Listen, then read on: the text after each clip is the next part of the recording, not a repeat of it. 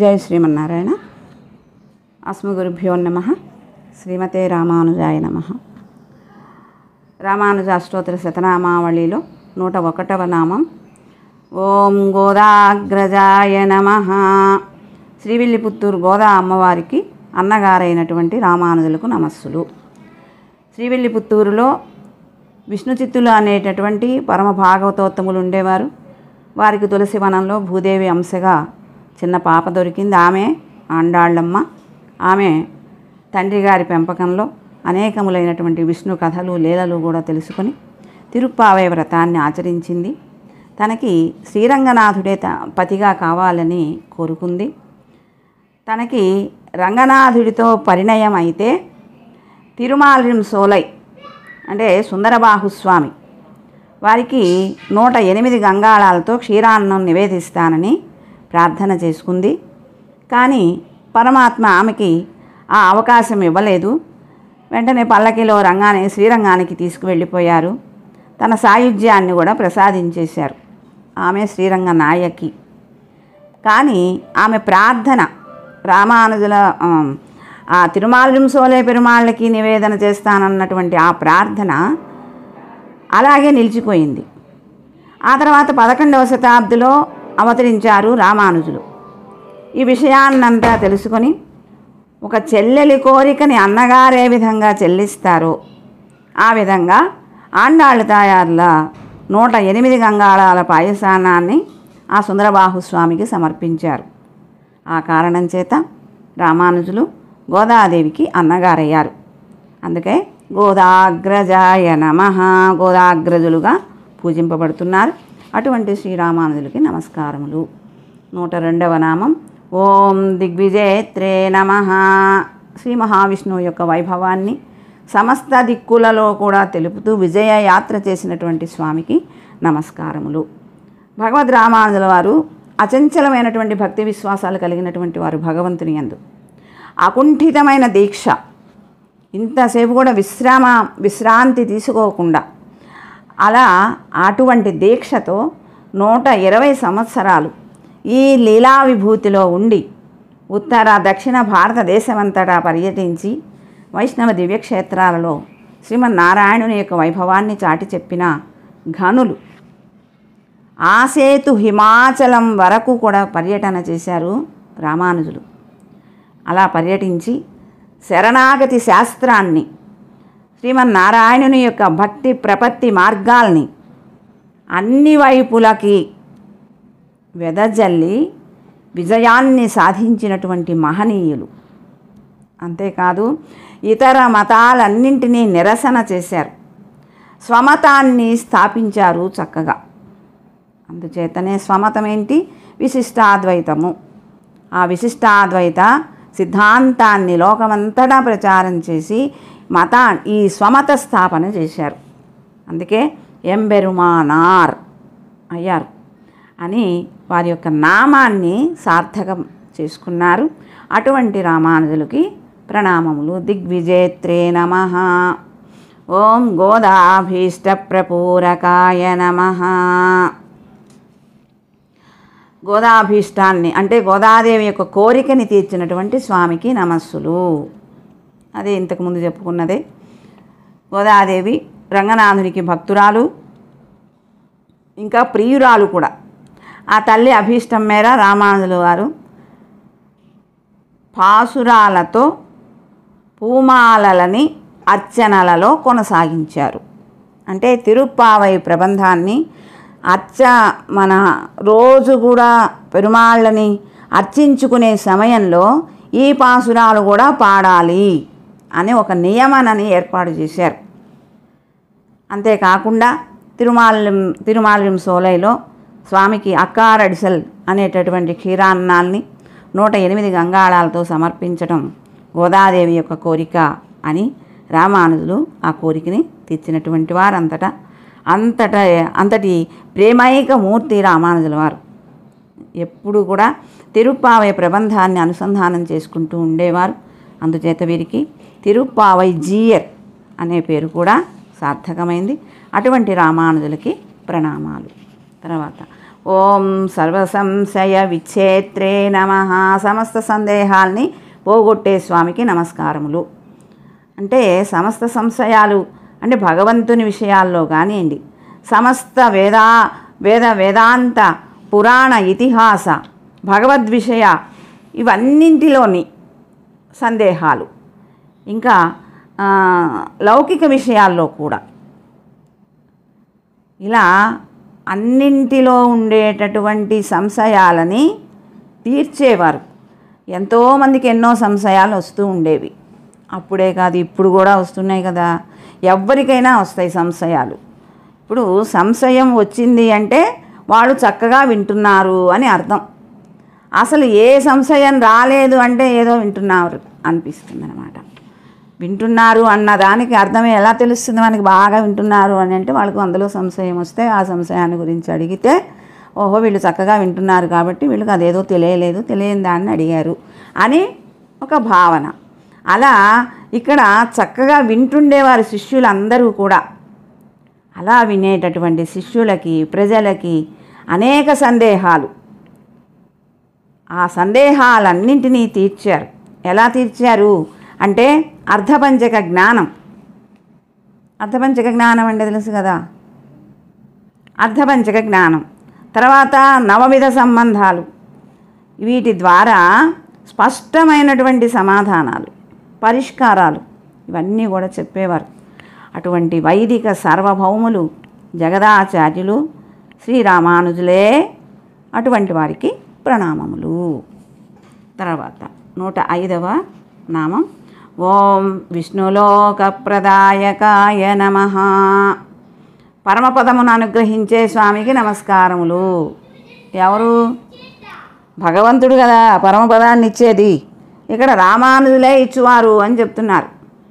శ్రీరామానుజ చరణౌ శరణం ప్రపద్యే, ఎంబెరుమానార్ దివ్య తిరువడిகளே శరణం అంటూ ఎవరైతే పంచ సంస్కారాలు చేయించుకొని ఎల్లప్పుడూ నారాయణ స్మరణ చేస్తూ ఉంటారో అటువంటి వారికి శ్రీ విష్ణులోక ప్రవేశానికి సులభమైనటువంటి మార్గాన్ని చూపించినటువంటి రామానుజుల వారికి నమస్కారములు. పుణ్యాంభోజ వికాసాయ పాపధ్వాంతక్షయాయ చ శ్రీమానావిరభూద్భూమౌ రామానుజ దివాకర. అటువంటి రామానుజులు ఈ లోకంలో అవతరించారు. పుణ్యమనేటటువంటి తామరలని వికసింపచేయడానికి, పాపపు రాసులు అనేటటువంటి చీకటిని నాశనం చేయడానికి రామానుజులు అనే సూర్యుడు ఈ లోకంలో ఆవిర్భవించారు. అటువంటి రామానుజులకు నమస్కారములు. తర్వాత 106వ నామం ఓం అవ్యాహత మహద్వర్త్మనే నమః. అడ్డులేని గొప్ప మార్గమును శ్రీవైకుంఠమును తన అధీనములో కలిగినటువంటి స్వామికి నమస్కారములు. ఉభయ విభూతులు అంటారు. ఉభయ విభూతులు అంటే శ్రీవైకుంఠము, తర్వాత ఈ భూలోకం. ఈ రెండు భగవంతుని యొక్క ఐశ్వర్యాలు, నిత్య విభూతి, లీలా విభూతి. ఈ రెంటి మీద కూడా సమస్తమైన అధికారాలన్నీ కూడా శ్రీమన్నారాయణమూర్తి రామానుజుల వశం చేశారు. రామానుజులు చూపించినటువంటి భక్తి శరణాగతి మార్గం తిరుగులేనటువంటిది, అడ్డులేదు దానికి. ఇంకా దానికే రామానుజ దర్శనము అని పేరు, లేకపోతే ఎంబెరుమానార్ దర్శనం.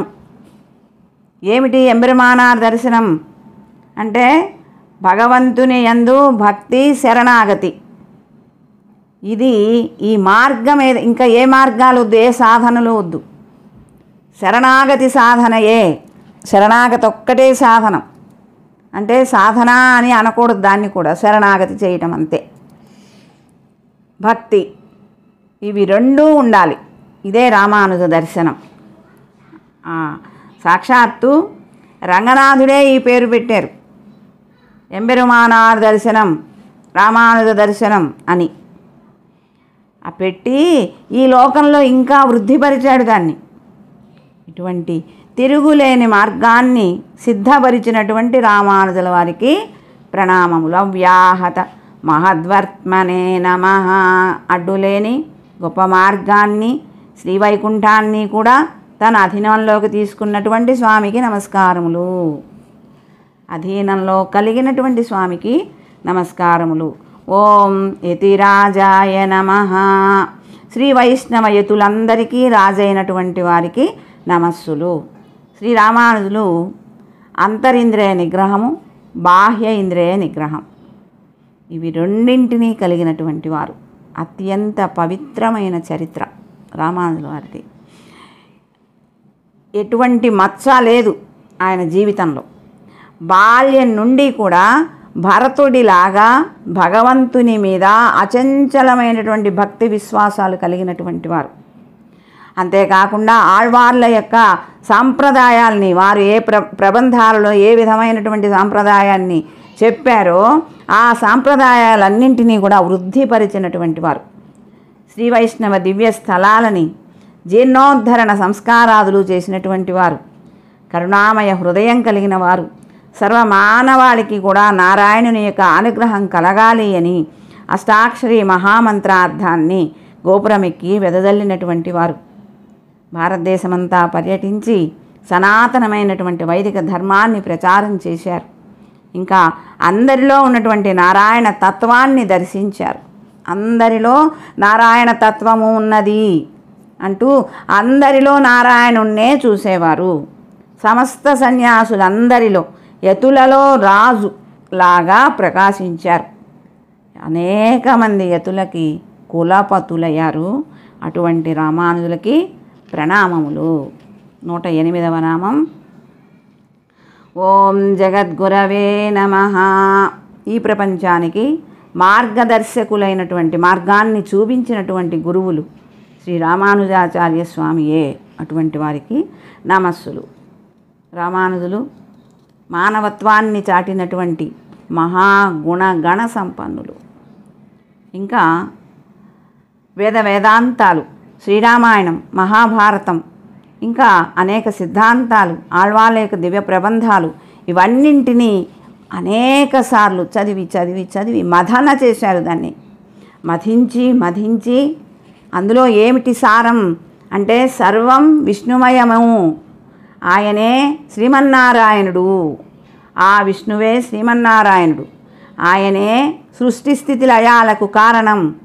అతన్ని సేవిస్తే పునర్జన్మాది దుఃఖాలు ఉండవు. శ్రీమన్నారాయణుని యొక్క కృప కోసం ఎప్పుడూ కూడా భగవద్భక్తుల్ని ఆశ్రయించి ఉండాలి. ఆచార్య సంబంధమే మోక్షానికి కారణము అని తెలుసుకోండి. తర్వాత వారు సమస్త జగత్తుకి కూడా గురువులు. వారి బోధనలు సమస్త మానవాళికి కూడా అనుసరించవలసినటువంటి మాటలు. రామానుజులు వారి యొక్క పూర్వాచార్యులకు, తర్వాత వచ్చినటువంటి ఆచార్యులకు మధ్యలో నాయకమణిగా వెలుగొందారు. అటు ముందు ఉన్నవారికి, తర్వాత వచ్చిన వారికి కూడా. ఇక అటువంటి రామానుజులు ఎన్నో వేల సంవత్సరాల నుండి ఉన్నటువంటి శ్రీ వైష్ణవ సిద్ధాంతం రామానుజ సిద్ధాంతంగా మారిపోయింది రామానుజుల వారి వలన. గురుపీఠానికి గురువు అంటే రామానుజులే. శ్రీరామానుజ సంబంధం అంటే ఉంటే గనక తన సంబంధం కలుగుతుంది అని రంగనాథుడే స్వయంగా చెప్పారు.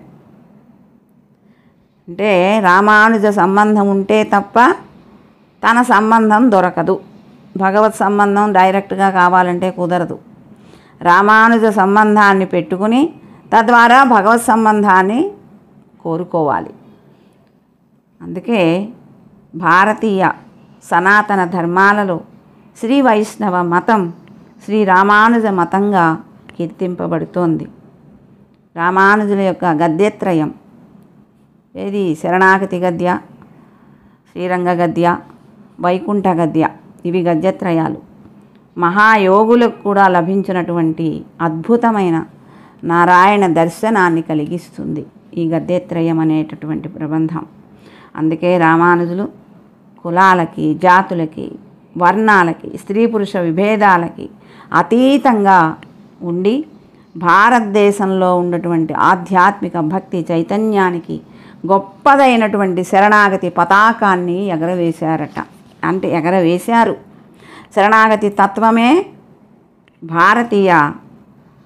భారతదేశ ఆధ్యాత్మిక శక్తి. కాబట్టి శరణాగతి అన్నింటికంటే కూడా ఎక్కువైనది. అదే కదా చెప్పింది, సర్వధర్మాన్ పరిత్యజ్య మామేకం శరణం వ్రజ అహంత్వా సర్వపాపేభ్యో మోక్షయిష్యామి మా శుచః అని చర్మశ్లోకం సాక్షాత్తు భగవానుడే చెప్పింది. కాబట్టి శరణాగతి ఒక్కటే మనకి గతి. భగవంతుణ్ణి శరణాగతి చేయటమే మనకు కావలసింది. అది కూడా చెయ్యలేము అంటే ఇక మనల్ని ఎవ్వరూ రక్షించలేరు. భగవంతుణ్ణి శరణాగతి చేయటం అంటే ఏంటి? భగవంతునికి పూర్తిగా సరెండర్ అవ్వటం. నేను రామానుజ దాసుడను అని చెప్పుకొని ఆ భగవంతుని దగ్గర శరణాగతి చేయాలి. అలా చేస్తే అదే మనకు కావాల్సింది, అదొక్కటే. మనం ఏమి చేయలేము. ఇప్పుడు మనకు ముకుందమాలలో చెప్పింది కూడా అదే కదా. మనం కామక్రోధ లోభ మోహ మదమాశ్చర్యాలు ఇవన్నీ ఉన్నాయి, నా మనస్సులో ఇవన్నీ పోగొట్టవలసింది నీవే అని ఆ భగవంతుణ్ణి వేడుకున్నారు కదా ముకుందమాలలో. అలాగే మనం కూడా ఇతరులను ఆశ్రయించకుండా శ్రీమన్నారాయణమూర్తినే ఆశ్రయించండి, ఆయన ఒక్కడే మనకు కావలసినవన్నీ ఇస్తాడు అని కదా చెప్పింది. ఇదంతా ఏమిటి? ఇదే రామానుజ దర్శనం. శ్రీ వైష్ణవ మతం ద్వారా నిమ్న జాతుల్ని, అణగారినటువంటి ప్రజల్ని ఆహ్వానం పలికి ప్రపంచమంతటికీ దగ్గరగా చేశారు. అందుకే స్వామి జగద్గురువులైనారు. ఆలయ ప్రవేశం కూడా రామానుజుల వారు వచ్చిన తర్వాతే. తక్కువ కులం వారికి ఆలయ ప్రవేశం లేదు అప్పట్లో. రామానుజులు వచ్చిన తర్వాతనే ఆలయ ప్రవేశం. అటువంటి రామానుజులు జగద్గురువులు, జగత్తుకే ఆచార్యులు. కాబట్టి అటువంటి రామానుజులకు ప్రణామములు. జై శ్రీమన్నారాయణ. పుణ్యాంభోజ వికాసాయ పాపధ్వాంతక్షయాయ చ శ్రీమానావిరభూద్భూమౌ రామానుజ దివాకరః. జై శ్రీమన్నారాయణ.